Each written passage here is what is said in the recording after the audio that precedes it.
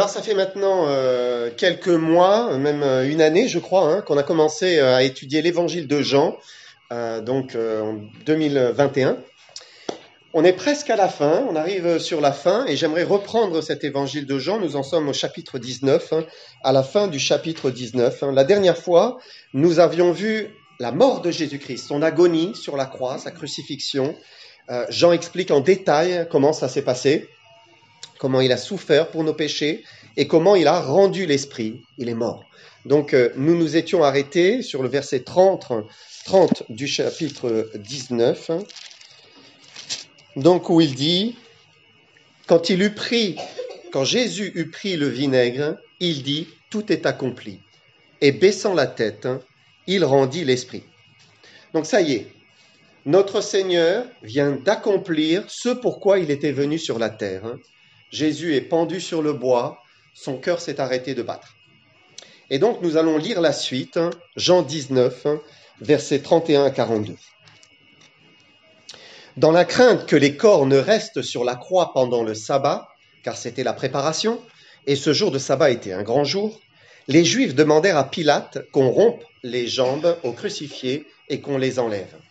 Les soldats vinrent donc et ils rompirent les jambes au premier, puis à l'autre qui avait été crucifié avec lui. S'étant approchés de Jésus et le voyant déjà mort, ils ne lui rompirent pas les jambes, mais un des soldats lui perça le côté avec une lance. Et aussitôt il sortit du sang et de l'eau. Celui qui l'a vu en a rendu témoignage, et son témoignage est vrai, et il sait qu'il dit vrai, afin que vous croyiez aussi. Ces choses sont arrivées afin que l'écriture soit accomplie. Aucun de ces os ne sera brisé. Et ailleurs, l'écriture dit encore, ils verront celui qu'ils ont percé. Après cela, Joseph d'Arimathée, qui était disciple de Jésus, mais en secret par crainte des Juifs, demanda à Pilate la permission de prendre le corps de Jésus. Et Pilate le lui permit. Il vint donc et il prit le corps de Jésus. Nicodème, qui auparavant était allé de nuit vers Jésus, vint aussi, apportant un mélange d'environ 100 livres de myrrhe et d'aloès. Ils prirent donc le corps de Jésus et l'enveloppèrent de bandes avec les aromates, comme c'est la coutume d'ensevelir chez les Juifs. Or, il y avait un jardin dans le lieu où Jésus avait été crucifié, et dans le jardin un sépulcre neuf, où personne encore n'avait été mis. Ce fut là qu'ils déposèrent Jésus à cause de la préparation des Juifs, parce que le sépulcre était proche. Voilà, je m'arrête ici, on va s'incliner courtement encore dans la prière. Seigneur, merci pour ce récit, Seigneur, pour tout ce que tu nous apprends au travers de lui. Seigneur, c'est toi qui nous enseignes par la parole de Dieu, que tu veuilles la bénir maintenant, que ton esprit soit là, donne la paix, conduise, nourrisse, encourage, sauve. Nous le demandons par Jésus-Christ. Amen. Donc Jésus est mort la veille d'un sabbat. Donc un sabbat, c'était un jour de repos pour les Juifs, un jour qui était mis à part, et il ne fallait pas profaner ce jour, selon les coutumes juives, ce qui veut dire qu'il ne fallait pas qu'il y ait des crucifiés qui soient pendus au bois alors que c'était le jour de sabbat. Alors, c'est pour cela que les Juifs ont demandé à Pilate qu'on rompe les jambes aux crucifiés, pour pouvoir les décrocher de la croix. Pourquoi leur rompre les jambes ? Pour être sûr qu'ils soient vraiment morts. C'est ça. On voulait qu'ils soient vraiment morts et qu'ainsi, on puisse les décrocher de la croix. Parce que le but de la crucifixion, pourquoi on crucifiait les gens ? C'était un châtiment, c'était une condamnation. C'était pour que les condamnés meurent lentement. C'était ça le but. C'était quelque chose qui était horrible. Et quand les crucifiés étaient pendus par les mains, c'était une mort lente qui était assurée. Pourquoi ? Parce qu'ils étaient entraînés par le poids de leur corps vers le bas. Mais en descendant, ils n'arrivaient plus à respirer. Alors, ils poussaient sur les jambes, ça leur faisait horriblement mal pour reprendre du souffle, et puis ils se relâchaient, exténués, etc. Et alors, ça pouvait durer comme ça pendant des heures, jusqu'à ce qu'ils meurent asphyxiés. Alors, comme les Juifs voulaient qu'on en finisse, il dit, voilà, qu'on leur rompt les jambes, comme ça, ils ne peuvent plus se relever, et puis ils meurent tout de suite, asphyxiés. Alors les soldats vinrent donc, nous lisons, ils rompirent les jambes au premier, puis à l'autre qui avait été crucifié avec lui. Mais pour Jésus, curieusement, ils ne vont pas obéir. On lit versets 33 et 34, S'étant approchés de Jésus et le voyant déjà mort, ils ne lui rompirent pas les jambes. Mais un des soldats lui perça le côté avec une lance, et aussitôt il sortit du sang et de l'eau. Donc Jésus venait de mourir, il venait de rendre l'esprit, il était mort, ils l'ont vu, hein. Alors ils ont désobéi à l'ordre qu'ils avaient reçu de rompre les jambes. Mais tout de même, par acquis de conscience, un des soldats perce sa lance dans le côté de Jésus et il en sort du sang et de l'eau. Alors pourquoi du sang et de l'eau et non seulement du sang?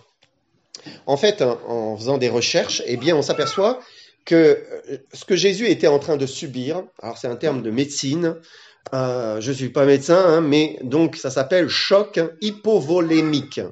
Un choc hypovolémique. Qu'est-ce que c'est? En fait, ça signifie que sa pression artérielle était très très faible. Très très faible. Pourquoi? Parce que Jésus avait perdu beaucoup de sang. Il faut se souvenir, on l'a battu, on l'a flagellé, il avait probablement des plaies ouvertes de partout, on lui a donné des coups de poing, on lui a planté cette couronne d'épines sur la tête, et puis on lui a planté des clous dans les mains et dans les pieds, et tout cela faisait que il avait perdu énormément de sang, le corps était en souffrance. À ce moment-là, les reins s'arrêtent de fonctionner pour essayer de préserver au maximum les fluides du corps. Et comme nous sommes composés, vous savez, de deux tiers d'eau, une fois qu'on a perdu beaucoup de sang, eh bien, ça commence à être la déshydratation. C'est pour ça que Jésus a dit « j'ai soif », parce que, voilà, son corps manquait.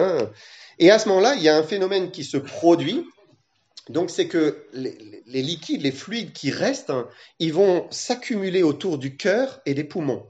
Alors, c'est ce qu'on appelle, donc je vous donne ces termes techniques, épanchement péricardique, épanchement pleural. Et c'est pour cela que lorsque le soldat lui a percé le côté, probablement le côté où il y a le cœur, un poumon, il en est sorti du sang et de l'eau. Et ça, c'était un signe clinique certain que Jésus était mort. Aucun doute, il était bien mort. Alors, la médecine de l'époque ignorait bien sûr tous ces phénomènes qui se passaient dans le corps d'une personne crucifiée, mais beaucoup l'ont vu. Ils ont vu, et Jean a vu, et il dit, mais il en est sorti du sang et de l'eau. Et l'apôtre Jean, qui écrit cet évangile, il était là, il était au pied de la croix, et c'était un témoin oculaire, ce qu'on appelle un témoin oculaire. Alors il écrit, verset 35, il dit « Celui qui l'a vu en a rendu témoignage ». Il parle de lui-même. Et son témoignage est vrai. Et il sait qu'il dit vrai, afin que vous croyiez aussi. Pourquoi les évangélistes, donc Matthieu, Marc, Luc et Jean, ont écrit leurs 4 évangiles? Pourquoi l'apôtre Pierre, l'apôtre Paul ou le frère du Seigneur, Jacques, ont écrit des lettres dans le Nouveau Testament? Pour rendre témoignage, être des témoins, dire voilà ce que nous avons vu, ce que nous avons entendu de la part de Jésus-Christ. Pourquoi? Afin que nous croyions. Il nous témoigne afin de susciter la foi dans notre cœur. Dieu a voulu nous convaincre que Jésus-Christ est réellement son Fils, qu'il est vraiment Dieu fait homme, venu mourir pour nos péchés. Et il le fait d'abord au travers des témoignages des hommes. Et par le témoignage de tous ces témoins, qui l'ont vu être, qui l'ont vu parler, qui l'ont vu agir, qui l'ont vu mourir, et même plus tard qu'ils le verront ressusciter, juste après, Dieu veut nous convaincre. Et c'est pour cela que Jean va dire un petit peu plus loin, juste après la résurrection, il va dire, chapitre 20, versets 30 et 31, il dit « Jésus a fait encore en présence de ses disciples beaucoup d'autres miracles qui ne sont pas décrits dans ce livre. Mais ces choses ont été écrites afin que vous croyiez que Jésus est le Christ, le Fils de Dieu, et qu'en croyant, vous ayez la vie en son nom. » Voilà pourquoi les 4 évangiles ont été écrits. Ce sont des témoins oculaires qui ont été poussés par Dieu à expliquer ce qu'ils ont vu, ce qu'ils ont vécu en présence de Jésus, afin que nous croyions qu'il est le Christ, qu'il est le Fils de Dieu, et que simplement, en croyant, nous recevions la vie en son nom. Parce que celui qui croit, simplement qui croit, eh bien, il reçoit la vie. Parce qu'il croit ce que Jésus est et ce que Jésus a fait pour nous. Il est mort pour nos péchés. Alors, eh bien, par lui, par son nom, en lui demandant, on reçoit le pardon des péchés. Maintenant, Dieu ne nous a pas laissé que le témoignage des hommes. C'était déjà beaucoup, hein, quand il y a un témoin véridique qui vous dit « mais ça s'est passé comme ça, je l'ai vu, j'étais présent ». Voilà, c'est difficile de remettre en cause quelqu'un qui dit « mais je l'ai vu, je témoigne ». C'est une réalité. Mais Dieu a voulu aussi nous convaincre par un autre témoignage. Quel est son témoignage ? En fait, quel est ce témoignage ? C'est son propre témoignage. C'est le témoignage de Dieu lui-même. C'est ce que l'on voit dans la suite de notre passage. Regardez lorsque Jean dit, versets 36 et 37. Il dit « Ces choses sont arrivées afin que l'écriture soit accomplie. Aucun de ces os ne sera brisé. » Et ailleurs, l'écriture dit encore « Ils verront celui qu'ils ont percé. » De quoi Jean est en train de nous parler ici ? Il est en train de nous parler de prophéties, des prophéties. Parce que les prophéties sont le témoignage de Dieu lui-même.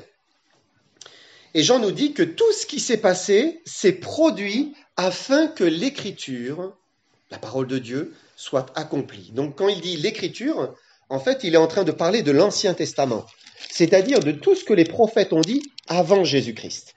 Ça, c'est l'écriture, c'est l'ensemble des écritures, mais là, lui, il est en train de parler de l'Ancien Testament, avant Jésus-Christ. Maintenant, quand on emploie le mot prophète ou le mot prophétie, souvent le commun des mortels, en tout cas en France, je ne sais pas ailleurs, mais il se dit « Oh, Nostradamus ». Prophétie, Nostradamus. Pourquoi ? Parce que, eh bien, il y a ce médecin apothicaire donc du XVIe siècle qui a laissé des écrits dans lesquels on essaye de voir l'avenir, parce que c'était très énigmatique. Mais quand vous lisez un peu ce qu'il a écrit, vous dites, mais c'est vraiment flou, c'est très très ambigu, et on peut croire tout ce qu'on a envie en fait. C'est possible, on peut tout interpréter. Mais la prophétie, ça ne vient pas de Nostradamus. La prophétie, c'est quelque chose de divin. Ça vient de Dieu, c'est Dieu qui l'a donné à ses prophètes. Et c'est Dieu le premier qui a choisi de donner à ses prophètes des révélations pour nous parler de choses qui allaient se passer dans le futur.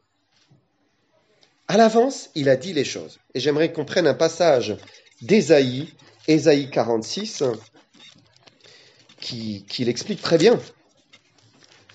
Ici, Ésaïe nous parle de la part de Dieu. C'est Dieu qui va, par son esprit, insuffler en lui les pensées, les paroles qu'il doit écrire.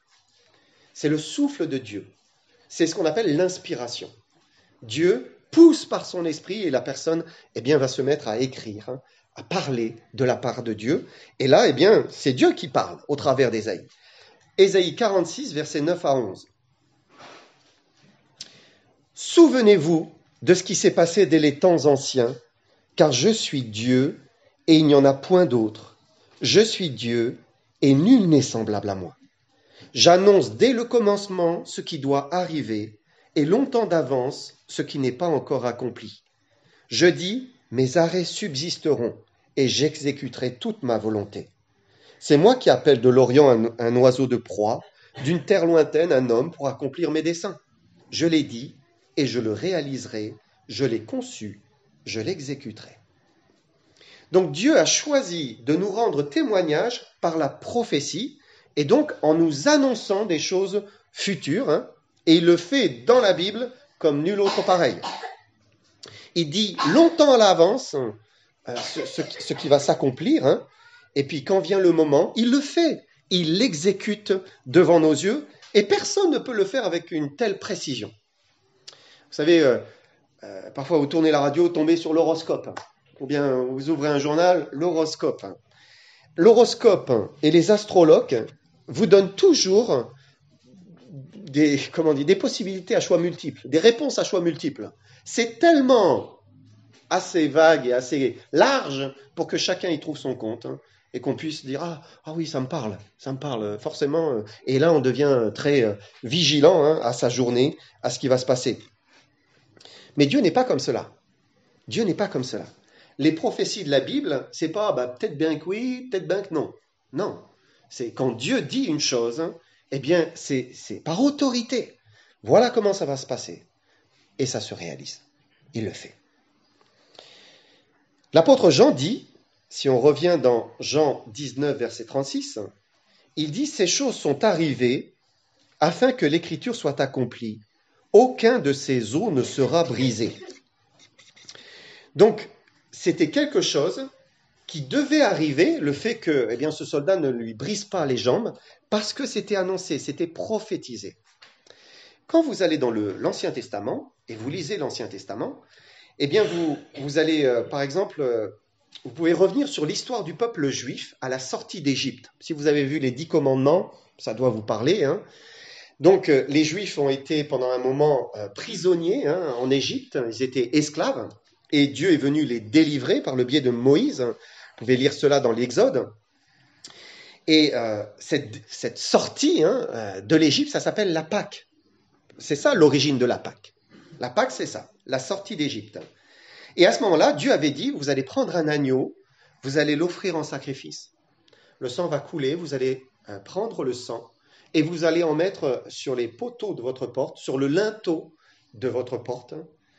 Et à ce moment-là, quand j'enverrai un jugement sur l'Égypte, vous, dans votre maison, parce que vous avez mis le sang par la foi sur votre maison, vous serez protégés. Vous serez protégés dans la maison, et Dieu ne vous jugera pas. Il ne jugera personne dans la maison. S'il croyait, si le juif disait, mais oui, je crois, il sacrifiait l'agneau pour sa famille, il prenait le sang, il mettait le sang sur sa maison, et sa maison était protégée. L'agneau ici, c'est une image de Jésus-Christ. Puisque quand vous avancez plusieurs millénaires plus tard, Jean va dire, voilà l'agneau de Dieu qui ôte le péché du monde en voyant Jésus-Christ. Donc l'agneau, c'est Jésus-Christ. Et c'est intéressant de voir que quand vous lisez l'Exode, Dieu va dire, maintenant, après, quelque temps plus tard, maintenant que vous êtes sortis d'Égypte, je veux que vous célébriez la délivrance. Et que chaque année, vous célébriez la Pâque. Alors il va demander certaines recommandations, et notamment de continuer à prendre un agneau, à le sacrifier et à le manger en famille. Et on a ce verset dans Exode 12, verset 46. Exode 12, verset 46, où il dit, donc il parle de cet agneau, il dit, la Pâque, on ne la mangera que dans la maison, vous n'emporterez point de chair hors de la maison, vous ne briserez aucun os. L'agneau sacrifié ne devait pas avoir d'os brisé. Pourquoi ? Parce qu'il était une image de Jésus-Christ, l'agneau de Dieu, qui allait venir et à qui on n'allait pas briser. On n'allait pas briser d'os. Un peu plus tard, il y a un psaume, c'est un psaume de David qui dit, psaume 34, versets 20 et 21, je vous le lis, il dit « Le malheur atteint souvent le juste, mais l'Éternel l'en délivre toujours. Il garde tous ses os, aucun d'eux n'est brisé. » Et là encore, on a une pensée pour Jésus-Christ. Il est ce juste qui est délivré du malheur. Et il ne fallait pas qu'on lui rompe les jambes. Dieu ne voulait pas que son fils ait les os brisés. Alors, quand les soldats ont reçu l'ordre de briser les jambes des crucifiés, il n'était pas possible qu'ils le fassent. Pour Jésus-Christ, ce n'était pas possible parce que Dieu accomplit toujours ce qu'il prédit à l'avance. Toujours. Parce qu'il est Dieu et on peut lui faire confiance. Ensuite, dans l'évangile de Jean, chapitre 19, verset 37, il est dit, et ailleurs l'Écriture dit encore, ils verront celui qu'ils ont percé.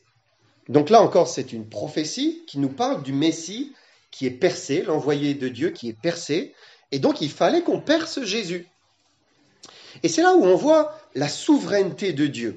C'est que Dieu peut choisir un homme et lui faire accomplir exactement ce qu'il veut. Et là, en l'occurrence, il a choisi ce soldat, et puis il l'a influencé. Et puis quand le soldat a vu Jésus, il dit, mais il est mort. Je ne vais pas lui briser les jambes. Mais quand même, je vais lui percer le côté. Dieu a fait ce qu'il avait prévu, parce que Dieu a dit qu'il en serait ainsi. Ou, eh bien, Dieu l'a prédit à l'avance. Il faut aller dans le livre de Zacharie. Zacharie, c'est quelqu'un qui vivait au 6e siècle avant Jésus-Christ. 6e siècle avant Jésus-Christ. Et Zacharie nous donne plein de prophéties. Il parle de Jésus-Christ, mais il donne plein de prophéties aussi sur Israël, sur les nations. Il y a même des prophéties que Zacharie donne qui ne sont pas encore accomplies. Mais alors, il donne cette prophétie en Zacharie 12 et verset 10. Il dit « Alors je répandrai sur la maison de David et sur les habitants de Jérusalem un esprit de grâce et de supplication. Et ils tourneront les regards vers moi, celui qu'ils ont percé. Ils pleureront sur lui comme on pleure sur un fils unique. Ils pleureront amèrement sur lui, comme on pleure sur un premier-né. » Alors, on ne va pas lire tout le livre de Zacharie, mais quand vous lisez tout le contexte, vous voyez qu'en fait, il est en train de nous parler de la repentance du peuple juif. On pourrait se dire aujourd'hui, mais c'est fini. Le peuple juif était le peuple de Dieu, mais voilà, ils ont crucifié leur Messie et Dieu ne s'intéresse plus à eux. Non, Dieu dit à l'avance qu'un jour, les Juifs vont voir Jésus-Christ quand il reviendra. Ils le verront percer, ils verront cette marque et ils verront qu'il était leur Messie et à ce moment-là, ils vont pleurer. Ils vont se repentir, ils seront désolés, ils pleureront sur lui comme on pleure sur un fils unique. Donc ça veut dire Dieu n'en a pas fini avec son peuple. Et un jour, il va les ramener à lui. Mais ça veut dire aussi que 6 siècles avant que Jésus-Christ ne revienne, il était déjà écrit, 6 siècles avant que Jésus-Christ ne vienne, il était déjà écrit que Jésus allait être percé. Alors il a été dans ses mains et ses pieds, c'est aussi une autre prophétie, dans le psaume 22. Mais ici, eh bien, cela nous parle de le fait qu'il ait été percé dans le côté. La prophétie, c'est le témoignage de Dieu. C'est Dieu qui nous dit à l'avance ce qu'il fait, ce qu'il va faire, il le fait, et il veut nous parler. Et on peut dire qu'un des chefs-d'œuvre prophétiques, c'est Ésaïe 53. Ésaïe 53, il a été écrit donc au 8e siècle avant Jésus-Christ. Et regardez ce qu'il dit, on va le prendre ensemble. Ésaïe 53.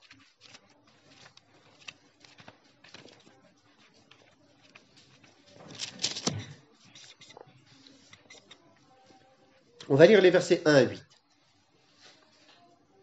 8e siècle avant Jésus-Christ. Qui a cru à ce qui nous était annoncé? Qui a reconnu le bras de l'Éternel? Il s'est élevé devant lui comme une faible plante, comme un rejeton qui sort d'une terre desséchée. Il n'avait ni beauté, ni éclat pour attirer nos regards, et son aspect n'avait rien pour nous plaire. Méprisé et abandonné des hommes, homme de douleur et habitué à la souffrance, semblable à celui dont on détourne le visage, nous l'avons dédaigné, nous n'avons fait de lui aucun cas. Cependant, ce sont nos souffrances qu'il a portées, c'est de nos douleurs qu'il s'est chargé, et nous l'avons considéré comme puni, frappé de Dieu et humilié. Mais il était blessé pour nos péchés, brisé pour nos iniquités. Le châtiment qui nous donne la paix est tombé sur lui, et c'est par ses meurtrissures que nous sommes guéris. Nous étions tous errants comme des brebis, chacun suivait sa propre voie, et l'Éternel a fait retomber sur lui l'iniquité de nous tous. Il a été maltraité et opprimé, et il n'a point ouvert la bouche, semblable à un agneau qu'on mène à la boucherie, à une brebis muette devant ceux qui la tondent. Il n'a point ouvert la bouche. Il a été enlevé par l'angoisse et le châtiment. Et parmi ceux de sa génération, qui a cru qu'il était retranché de la terre des vivants et frappé pour les péchés de mon peuple? Et nous voyons ici comment Dieu a dit à l'avance et avec précision ce qu'il allait faire et comment il accorderait le pardon des péchés en envoyant son propre Fils mourir pour nous, en permettant qu'il naisse, qu'il grandisse, qu'il vive une vie sans péché, et les témoins nous le disent, il était sans péché. Il a vécu une vie sans péché, mais il est mort pour des pécheurs. Il est mort à la place des pécheurs. Le verset 5 dit, il fut ainsi blessé pour nos péchés, brisé pour nos iniquités. Le châtiment qui nous donne la paix est tombé sur lui. Et donc Dieu l'a réalisé. Plusieurs siècles après cela, après avoir donné cette prophétie, il a fait exactement comme il avait écrit, comme il avait donné à son prophète Ésaïe. Et c'est ici son témoignage. C'est Dieu qui nous témoigne, qui nous dit, mais croyez, mon fils, Jésus-Christ, est mort pour vos péchés. Dieu nous témoigne par cette annonce de l'avenir avec exactitude. C'est intéressant parce que dans Ésaïe 53, le verset 9, le verset suivant, regardez ce qu'il dit. On a mis son sépulcre parmi les méchants, son tombeau avec le riche, quoiqu'il n'ait point commis de violence et qu'il n'y ait point eu de fraude dans sa bouche. Donc Jésus devait être mis dans une tombe, et plus précisément une tombe avec le riche ou une tombe parmi les riches, une tombe de riches en fait. Et quand vous lisez Jean chapitre 19, eh bien vous voyez que c'est précisément ce qui s'est passé. Puisque quand Jésus est mort, il y a ces deux hommes, Joseph d'Arimathée et Nicodème, qui ont demandé à descendre le corps de Jésus. Quand vous regardez un peu les textes, vous voyez que Joseph d'Arimathée, c'était un homme de distinction, dit la Bible. C'était quelqu'un d'aisé, quelqu'un qui avait les moyens. Hein. C'est lui qui est venu demander à Pilate, si c'est possible, de descendre son corps. Il a acheté un linceul pour l'envelopper. Et puis il y avait Nicodème, lui c'était un docteur de la loi, donc quelqu'un aussi assez élevé en rang. Et lui il a apporté tout ce qui était nécessaire à son embaumement. Alors on lit la myrrhe, l'aloès, les aromates. Il est probable que Joseph a cédé son propre tombeau. Vous savez, un tombeau creusé dans la roche, c'était quand même quelque chose. Et donc, il est possible que c'était ce que Joseph avait prévu pour lui-même, et il lui a cédé. Un tombeau creusé dans la roche, ça prend des mois. Vous les imaginez avec leurs outils de l'époque. Et ça veut dire aussi que c'était une tombe chère. C'était onéreux. Et c'était juste à côté du lieu du crâne, Golgotha. Si on reprend Jean 19, versets 41 et 42, nous lisons « Or, il y avait un jardin dans le lieu où Jésus avait été crucifié, et dans le jardin un sépulcre neuf, où personne encore n'avait été mis. Ce fut là qu'ils déposèrent Jésus à cause de la préparation des Juifs, parce que le sépulcre était proche. » Donc la prophétie d'Ésaïe 53, verset 9, s'est accomplie ce jour-là. Dieu l'a réalisé pour nous témoigner, pour nous parler. C'est pour nous dire, mais regardez, Jésus-Christ est la vérité. Il est venu mourir pour vous. Ça, c'est son témoignage. Il y a le témoignage des hommes qui l'ont vu, qui l'ont entendu, qui l'ont touché même, qui ont dormi à côté de lui. Et puis, il y a le témoignage de Dieu qui a prévu toutes ces choses et qui les a réalisées, qui les a accomplies pour nous sauver. Et l'apôtre Jean, qui a écrit cet évangile, n'a pas écrit que l'évangile. C'est lui qui a écrit l'Apocalypse, mais c'est lui qui a écrit aussi des épîtres, c'est-à-dire des lettres qu'on trouve vers la fin du Nouveau Testament. Et c'est intéressant de lire dans sa première épître, sa première lettre. Regardez ce qu'il a écrit. 1 Jean, chapitre 5, versets 9 à 13. 1 Jean 5, versets 9 à 13.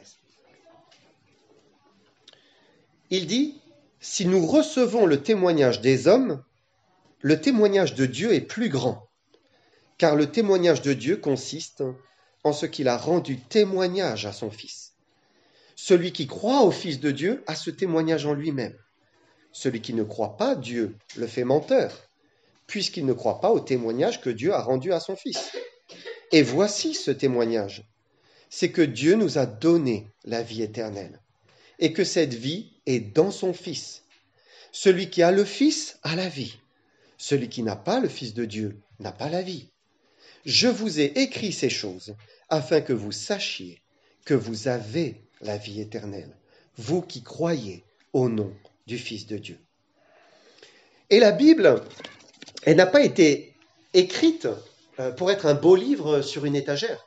Vous savez, c'est beau une belle Bible, moi j'ai des belles Bibles là, anciennes, mais ça n'a pas été écrit pour être sur une étagère. Mais c'est Dieu qui nous donne son propre témoignage. son témoignage, le témoignage qu'il rend à son Fils, et Dieu nous appelle à croire, à simplement croire à son témoignage. Il dit au verset 11, 1 Jean 5, verset 11, il dit « Et voici ce témoignage, c'est que Dieu nous a donné la vie éternelle, et que cette vie est dans son Fils. » La vie est dans son Fils. Pourquoi Jésus est venu sur terre mourir sur la croix? Il est venu mourir pour nous. C'est pour nous. Parce qu'il est venu payer pour nos péchés. La Bible dit, le salaire du péché, c'est la mort. C'est-à-dire que comme nous péchons, nous sommes des pécheurs, nous faisons plein de choses qui sont injustes, nous méritons la mort. La mort, c'est la séparation de Dieu pour l'éternité. Nous le méritons. Mais Dieu nous a aimés. Dieu nous a aimés. Il voulait nous pardonner. Alors, il a envoyé Jésus-Christ pour mourir à notre place. Il est mort et il a payé notre salaire. Mon salaire, c'était la mort. Jésus a payé pour moi. Je ne mourrai pas parce que je crois en lui. Pourquoi Jésus-Christ est ressuscité des morts? Mais c'est pour nous. Il est ressuscité des morts pour nous montrer qu'il a vaincu la mort. Il a vaincu et il peut nous donner la vie au-delà de la tombe. C'est cela. Jésus est vivant éternellement. La vie est en lui. Il est le vivant. Il peut redonner vie à un morceau de bois mort. Il est la vie. Il veut nous donner la vie et la vie éternelle. Une vie qui ne finira jamais. Dieu nous a donné la vie éternelle, dit Jean, et cette vie est dans son Fils. Et Jean ajoute, celui qui a le Fils, il a la vie. Celui qui n'a pas le Fils de Dieu, il n'a pas la vie. Et donc, il est question de recevoir le Fils, recevoir en soi le Fils. Et quand on croit avec le cœur que Jésus est vraiment ce qu'il dit qu'il est et qu'il a vraiment payé pour nos péchés, alors on peut le recevoir. Ça veut dire que Jésus-Christ peut entrer par son esprit dans notre cœur. Et ce n'est pas quelque chose de mystique ou d'ésotérique, non, c'est biblique. Dieu le dit par la parole de Dieu. C'est lui qui nous dit que, il faut le recevoir, avoir le Fils, recevoir le Fils. Quand vous lisez la Bible et vous arrivez dans le livre de l'Apocalypse, au tout début, Jésus va dire une parole, il va dire « Voici, je me tiens à la porte et je frappe. Si quelqu'un entend ma voix et ouvre la porte, j'entrerai chez lui, je souperai avec lui et lui avec moi. » C'est Jésus-Christ qui dit cela. Et si on s'ouvre à Jésus-Christ et on lui dit « Seigneur Jésus, je crois, s'il te plaît, entre en moi, donne-moi le Fils, donne-moi la vie. » Alors, à ce moment-là, on reçoit le Fils et on a la vie. Celui qui a le Fils, il a la vie. Celui qui n'a pas le Fils de Dieu en lui, il n'a pas la vie. Mais Jean s'adressait à des chrétiens. Lorsqu'il écrit ces choses, alors il va leur dire, en verset 13, « Je vous ai écrit ces choses afin que vous sachiez que vous avez la vie éternelle. » Pas que vous aurez peut-être un jour, pas si vous persévérez jusqu'à la fin. Non, vous avez la vie éternelle, il dit. Vous qui croyez au nom du Fils de Dieu. Parce que vous croyez. Maintenant, vous avez la vie, vous avez le Fils. Est-ce que nous croyons au nom du Fils de Dieu? Est-ce que nous recevons le témoignage des hommes? Est-ce que nous recevons, plus grand encore, le témoignage de Dieu, celui qu'il a rendu à son Fils dans la Bible? Est-ce que nous avons le Fils de Dieu? Est-ce que nous avons la vie? Ou est-ce que nous le voulons? Nous voulons le Fils de Dieu. Nous voulons avoir la vie. On va s'incliner dans la prière.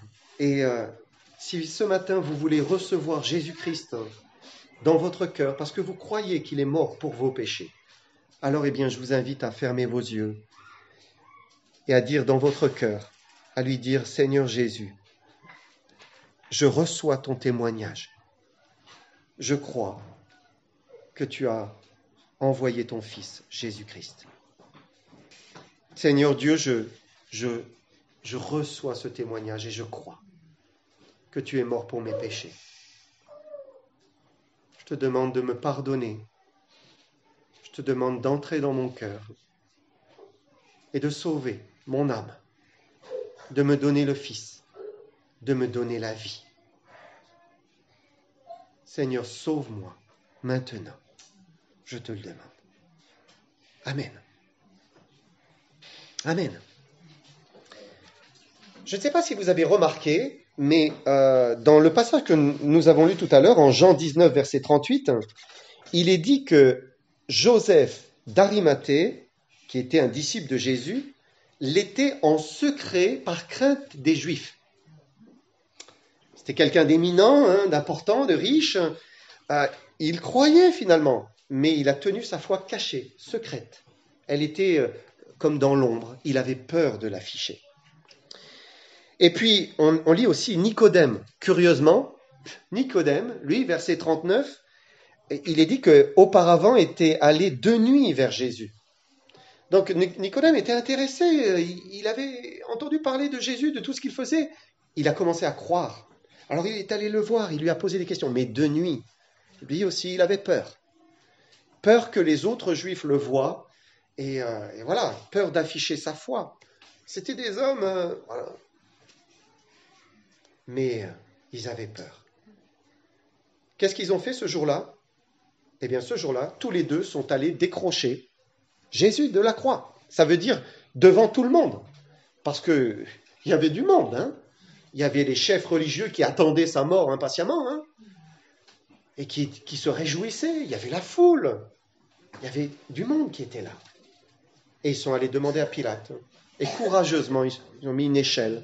Et ils ont décroché le corps de Jésus sans honte, sans peur. Ils l'ont fait. Ils ont affiché leur foi et ils l'ont honoré en le prenant pour l'embaumer et le mettre dans une tombe. En fait, c'était dire, oui, je crois. Je crois que Jésus est le Messie d'Israël. Je crois qu'il est le Fils de Dieu. Je crois en lui. Et tous les deux ont été sauvés ce jour-là. C'est ce qui a été leur salut. Et si vous avez fait cette prière, alors je vous invite à venir me le dire. C'est une manière de dire, je n'ai pas honte. Je l'ai fait, je le crois. Et je l'affiche.